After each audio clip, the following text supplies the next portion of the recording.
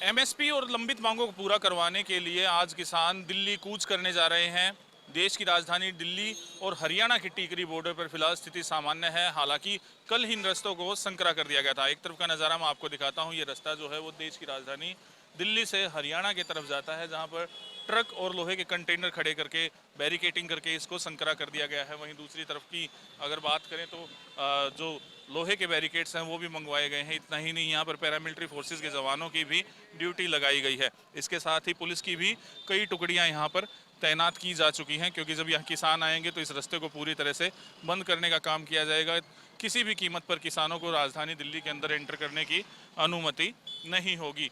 आप देखिए किस तरीके से जो ट्रक हैं यहाँ पर खड़े किए गए हैं, पूरे रास्ते को संकरा करने का काम किया गया है। महज एक वाहन ही यहाँ से होकर देश की राजधानी दिल्ली में जा सकता है और दिल्ली से हरियाणा में एंटर कर सकता है। इसके अलावा पूरे रास्ते को कंक्रीट और बड़े बड़े जो कंटेनर हैं उनकी मदद से पूरी तरह से ब्लॉक करने का काम किया गया है।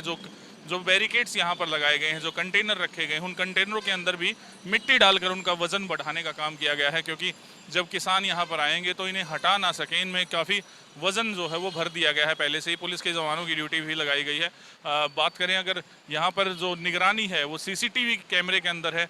एचडी क्वालिटी के कैमरे यहाँ पर लगाए गए हैं। साउंड सिस्टम भी लगाया गया है, क्योंकि जब यहाँ किसान पहुँचे तो पुलिस और प्रशासनिक अधिकारी उनसे सीधा संवाद कर सके।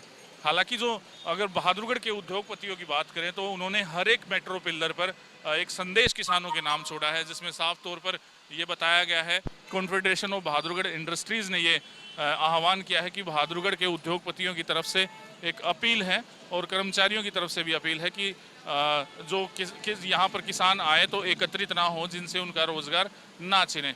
इस तरीके के बैनर जो है वो हर एक जो मेट्रो पिलर है उस पर लगाए गए हैं। हालांकि अब देखना होगा कि जब किसान यहाँ पर पहुँचते हैं तो स्थिति किस तरीके से रहती है। जो दिल्ली पुलिस की अगर बात की जाए तो दिल्ली पुलिस के डीसीपी लेवल के 2 अधिकारियों की ड्यूटी यहाँ पर लगी हुई है। एसीपी रैंक के 6 अधिकारियों की ड्यूटी लगी है। करीब 150 से ज़्यादा पुलिस के जवान अभी मौजूद हैं और पैरामिलिट्री फोर्सेज की टुकड़ियाँ भी यहाँ पर तैनात की गई हैं। हरियाणा की बात की जाए तो झज्जर जिले में धारा 144 लगाई गई है। इसके साथ ही पुलिस और प्रशासनिक अधिकारी चप्पे चप्पे पर तैनात है। सेक्टर 9 मोड पर बैरिकेटिंग की गई है, जिसके बाद किसानों को आगे बढ़ने से रोकने की पूरी तरह से व्यवस्था की गई है। सुरक्षा चाक चौबंद की गई है।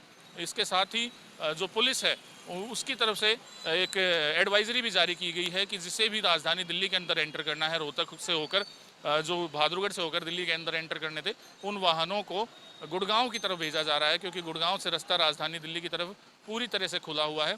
ऐसे में अब देखना होगा कि किसान आखिर कब तक यहाँ पहुँच पाते, क्योंकि किसानों ने 10 बजे का ऐलान किया था। राजधानी चंडीगढ़ में जो मीटिंग हुई थी वो बेनतीजा रही है, जिसके बाद किसान आज कूच करने जा रहे हैं। अब देखते हैं कि कितनी संख्या में किसान यहाँ पर पहुँच पाते हैं, और जब वे यहाँ पर पहुँचते हैं तो पुलिस और प्रशासन के आमना सामना उनसे किस तरीके से होता है। प्रदीप धनखड़, खबरें अभी तक, टिकरी बॉर्डर।